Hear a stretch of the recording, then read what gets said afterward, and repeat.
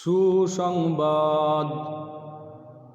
হযরত আবু মুসা রাদিয়াল্লাহু তাআলা আনহু হইতে বর্ণিত, রাসূলুল্লাহ সাল্লাল্লাহু আলাইহি ওয়াসাল্লাম বলেছেন, সুসংবাদ গ্রহণ করো, অন্যদেরও সুসংবাদ দান করো।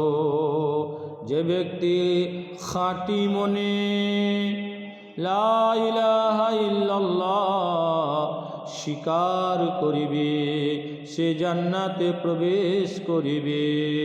মুসনাদে আহমদ। রাসূলুল্লাহ সাল্লাল্লাহু আলাইহি ওয়াসাল্লাম বলেছেন, তোমরা তোমাদের ঈমানকে তাজা করিতে থাকো।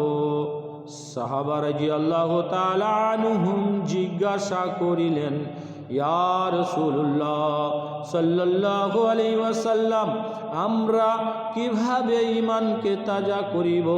রাসূলুল্লাহ সাল্লাল্লাহু আলাইহি ওয়াসাল্লাম বলিলেন, লা ইলাহা ইল্লাল্লাহ বেশি বেশি করিয়া পড়ো। মুসনাদে আহমদ।